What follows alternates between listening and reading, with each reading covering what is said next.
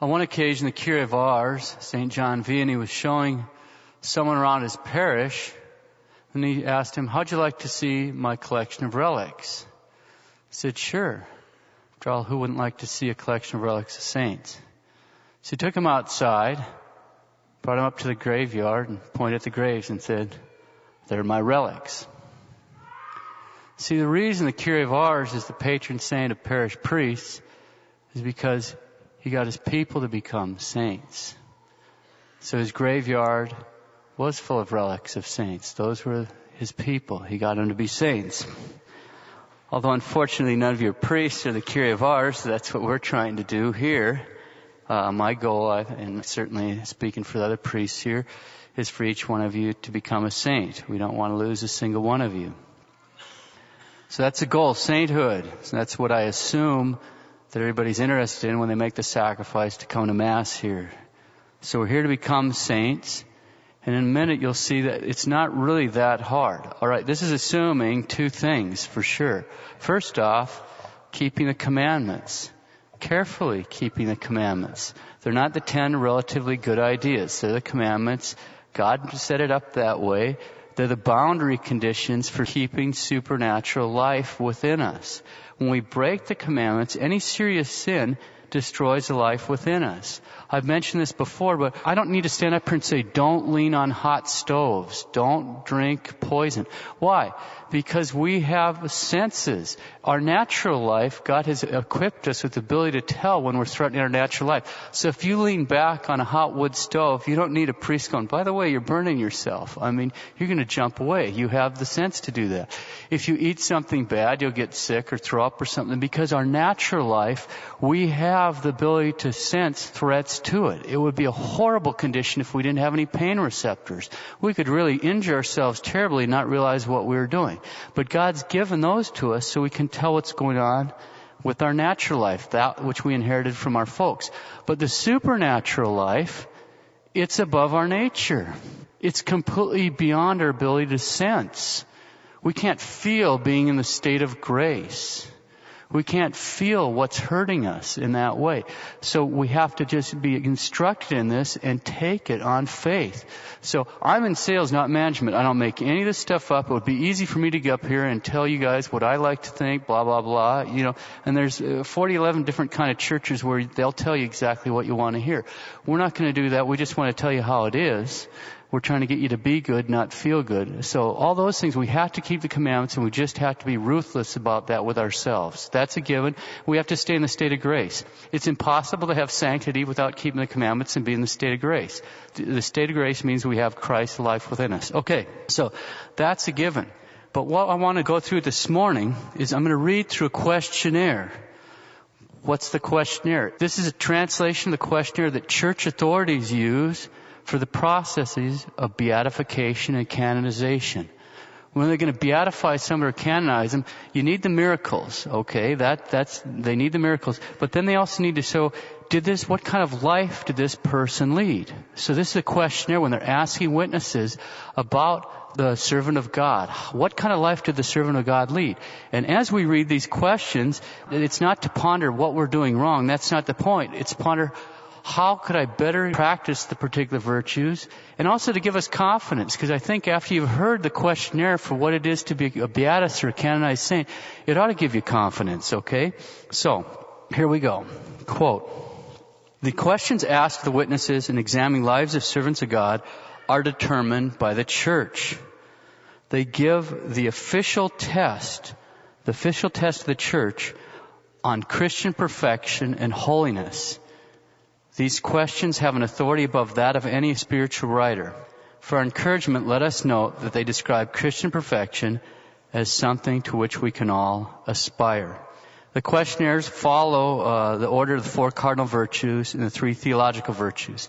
So they'll treat the virtues in this order, and I'll read it again as we go. Temperance, fortitude, justice, prudence, faith, hope, and charity towards man and towards God. So here's the test on the moral virtues. I'll just read these questions slowly. Test on the moral virtues. Temperance.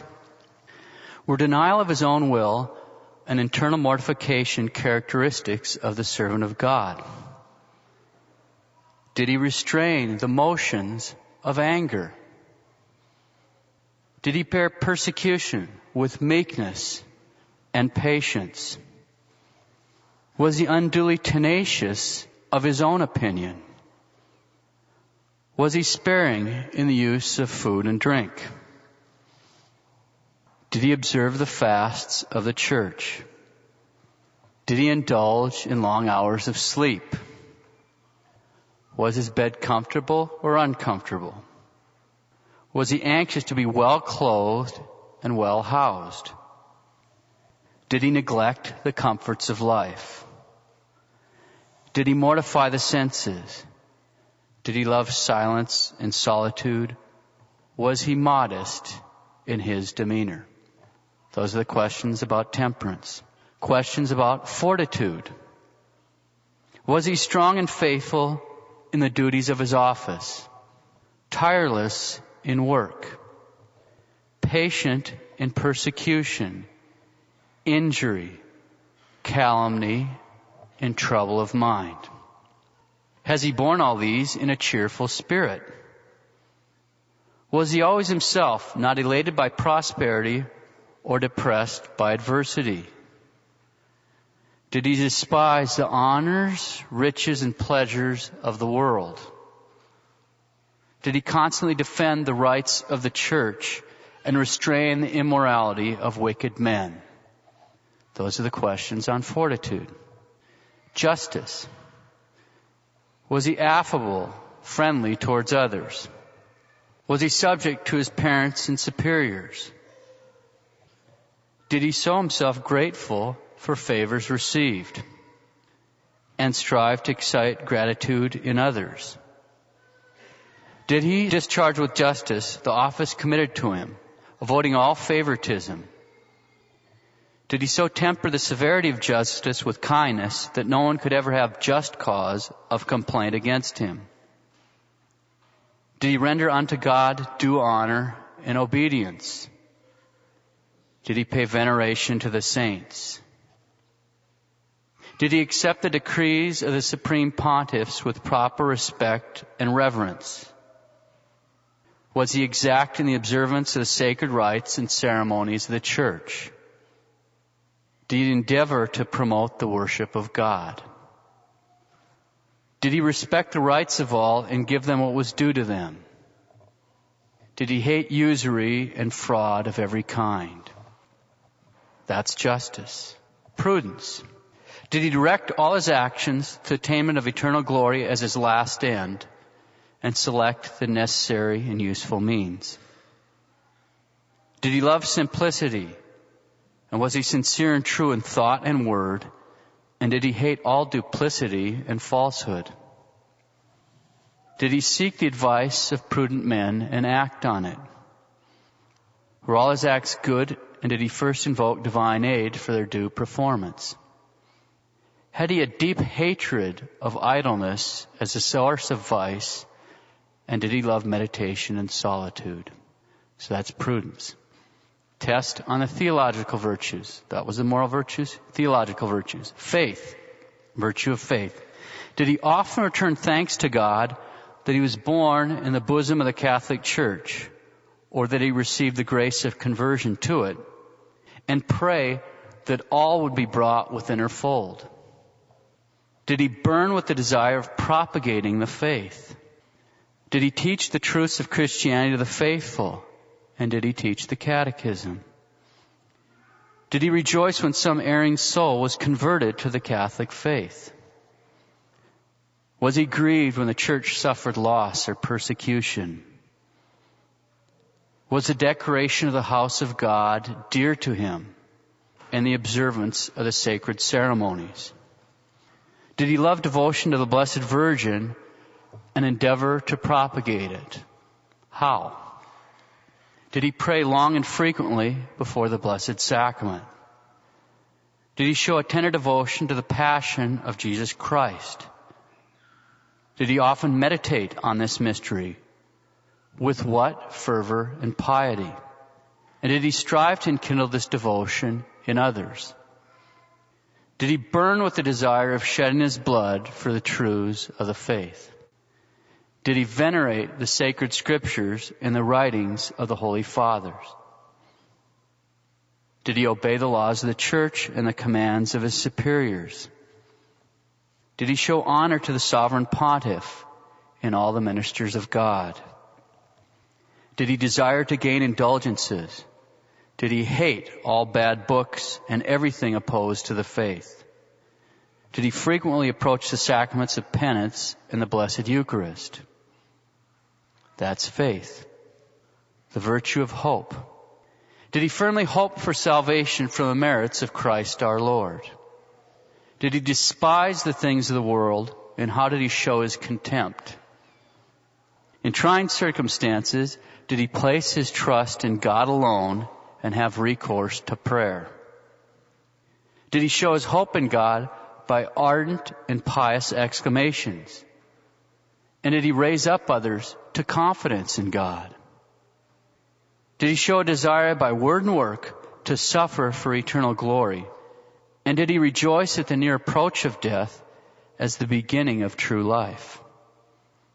With what confidence did he practice good works? Did he strive to excite this confidence in others? In adversity, was he resigned to the goodness of God and the decrees of his providence? Did he direct his desires in all his actions to God as his last end? Did he bear cheerfully adversity and persecution? Did he desire, with St. Paul, to be dissolved and be with Christ? And did he bear infirmity and suffering with a joyous spirit? So that's the virtue of hope. The virtue of charity towards our neighbor, regards to spiritual things. Did he pray for the conversion of sinners? What were his relations towards his enemies?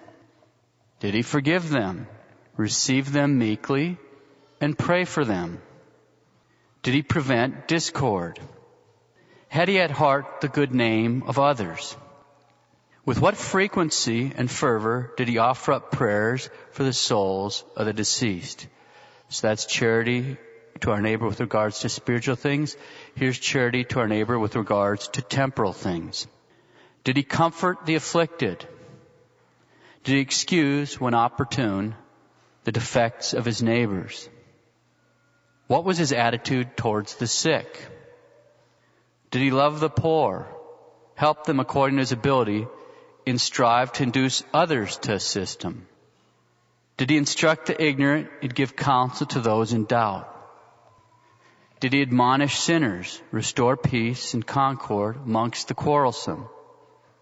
Did he devote himself to the spiritual and physical well-being of the sick? So that's charity to our neighbor with regards to temporal things. Now, charity towards God. Was his mind always fixed on God and in union with God? And by what acts, words, or aspirations was this union made manifest? Did he hate sin and take care to preserve himself free from every defect? Did he speak often of God? Was his prayer constant and fervent? Did he remain long in prayer before the most blessed sacrament? Did he lead others to the practice of prayer? How? Did he meditate on the passion of Christ?